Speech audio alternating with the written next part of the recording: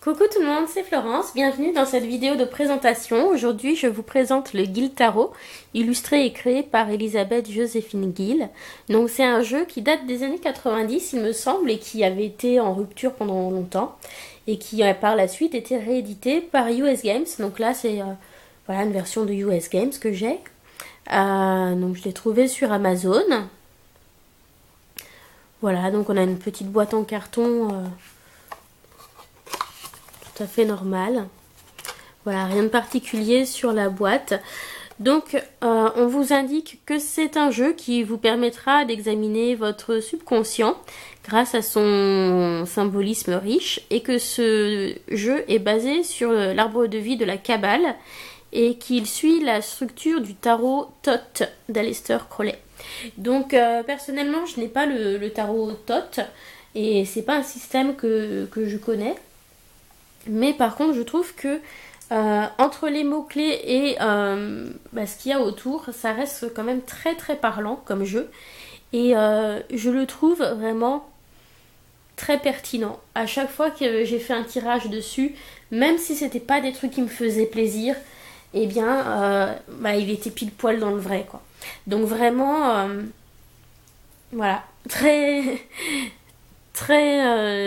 touchée par ce jeu parce que même si visuellement c'est peut-être pas le plus beau de tous, il est vraiment très très juste. Donc vous avez avec un petit livret qui est en anglais, donc qui va vous donner quelques petites notions sur la Kabbale avec l'arbre de vie. Voilà. Ensuite, on vous propose un tirage, voilà, qui ressemble à ça, qui est en fonction de l'arbre de vie. Donc je ne vais pas vous le détailler parce que ça va être trop long. Mais pour ce tirage, on va partir du numéro 10, on remonte jusqu'au numéro 1 en dévoilant les cartes une par une et puis ensuite on refait le chemin inverse dans l'autre sens. Voilà.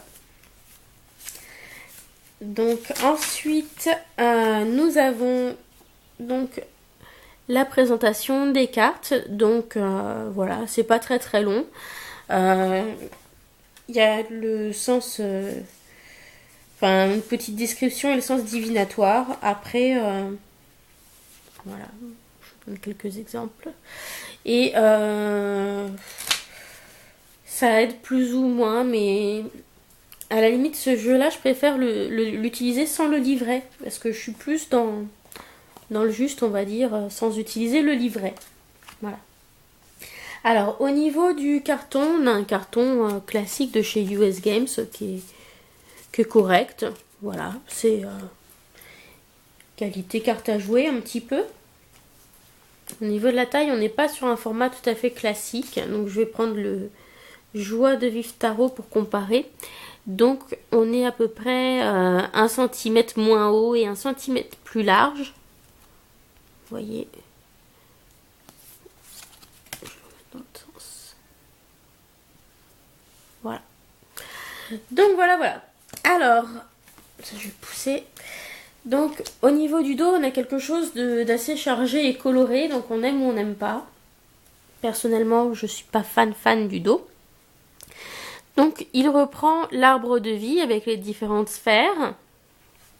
On a une colonne noire et une colonne blanche. Ensuite, en haut, on a des baguettes, les coupes, les épées, les pentacles.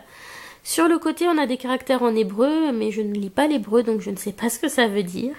Et en bas, on a une inscription « And I see men as trees walking » et je vois les hommes comme des arbres qui marchent. Voilà. Donc, le côté, voilà, est blanc. On a une bordure ici, on a une bordure devant. Donc, si éventuellement vous souhaitez couper les bordures, c'est faisable assez facilement. Après, moi, je m'amuse pas à couper les bordures parce que j'aime bien que le jeu soit lisse d'aspect sur les côtés. Donc, du coup, je le laisse comme ça. Allez, donc c'est parti, on regarde les cartes. Le fou. Alors, je vais peut-être mettre ça de ce côté-là plutôt. Voilà.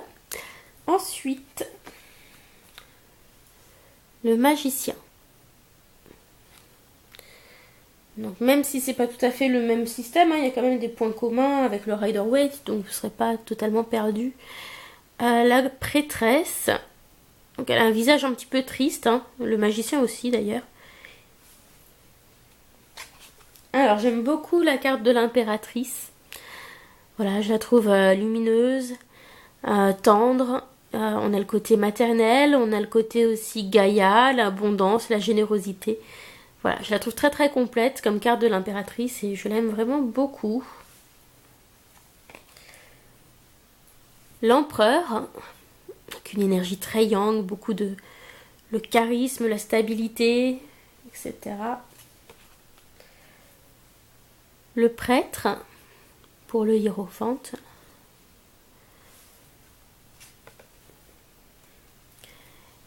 Les amoureux, voilà, qu'on retrouvera dans la carte du diable tout à l'heure. Le chariot.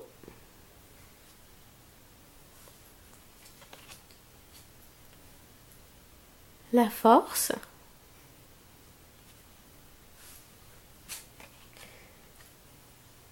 L'ermite. Alors j'adore vraiment la coloration de cette carte, je la trouve très très belle et c'est une de mes préférées de ce jeu.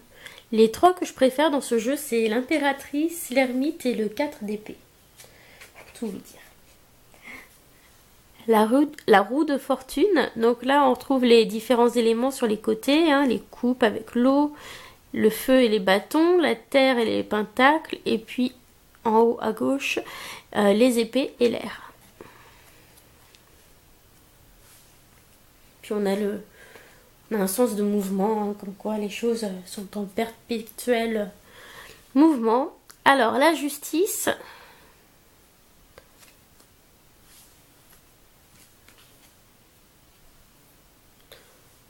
Le pendu, qui a un côté harlequin.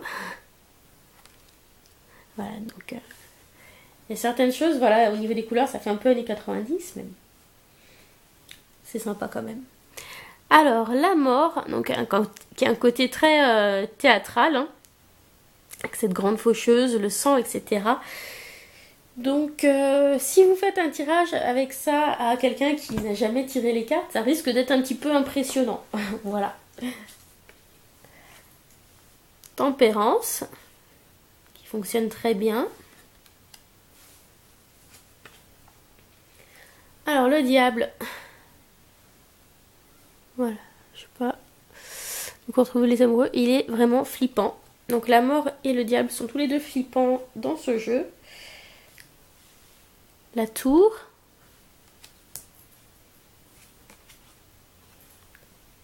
L'étoile.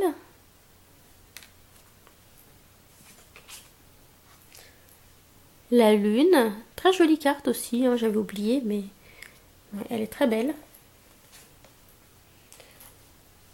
Le soleil. Alors j'aime rarement la carte du soleil, mais celle-ci je la trouve assez sympa.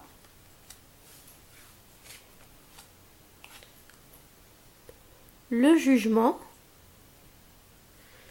Et on a fini pour les majeurs. Je les mets de côté et on passe aux mineurs.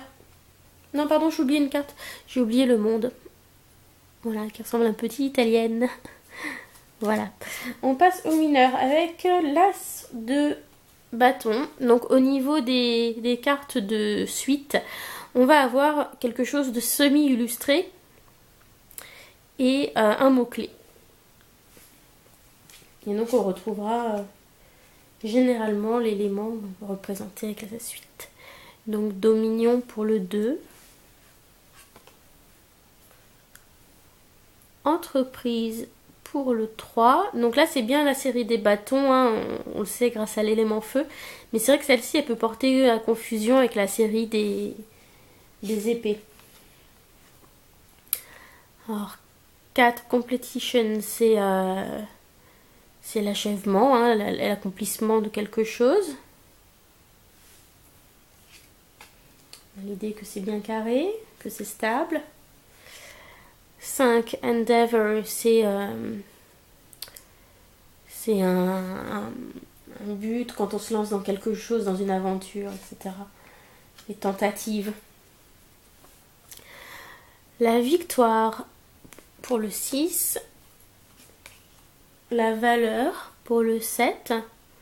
Et on a l'impression, vous voyez, que les petites baguettes forment des flèches qui viennent sur le personnage. Donc il doit défendre sa position, défendre ses valeurs, faire preuve de courage. Voilà, ça marche bien. Alors, ici, on est toujours dans les bâtons, hein, même si celui-ci peut porter aussi un petit peu à confusion. C'est la vitesse. Préparation pour le numéro 9. Oppression pour le 10. Alors ensuite, nous avons des princesses pour les pages, des princes pour les cavaliers et ensuite reine et roi. Alors, la princesse de bâton, c'est la transformation. Ensuite, le prince, l'aspiration. La reine, donc nous avons reflet, réflexion. Mais voilà, c'est plus quelque chose qui se réfléchit. Hein. On a une forme de miroir ici.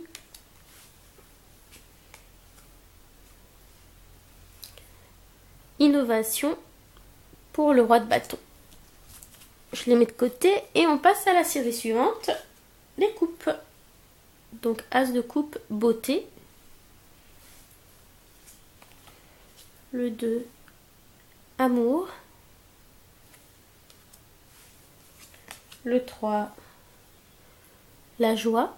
Donc là, on a quelque chose avec le vin qui est partagé entre les différentes coupes. Donc on retrouve l'aspect joie, célébration, et même dans un sens religieux, je trouve, avec celle-ci. Satiété pour le 4 de coupe. Regret pour le 5. Et ici, on a un petit cœur brisé. On a plein de petites coupes dans chacune des larmes. Voilà. Le 6, satisfaction. Le 7, imagination. Le 8, instabilité. Donc même si vous n'êtes pas trop doué en anglais, c'est quand même pas trop dur à traduire les mots-clés. Le 9, c'est la satisfaction. Hein. Le 10, succès. Donc là, on a des coupes de chaque couleur, un peu comme un arc-en-ciel. On a un Ouroboros ici, donc la boucle est bouclée, on termine un cycle. Voilà, c'est vraiment très riche en symboles, même s'il y a en apparence peu de choses sur les cartes. Alors, la princesse, donc évolution. Le prince, créativité. Donc là, il est en train de modeler de l'argile pour faire une coupe. La reine, contemplation. Le roi, inspiration. Hop, on passe à la série suivante avec les épées. Donc énergie pour l'as. Paix. Donc la paix de l'esprit, hein. La clarté. Chagrin. Donc vous voyez, même s'il y a peu de choses, on n'a pas de mal à le comprendre. Alors celle-ci, je la trouve très belle. Le repos.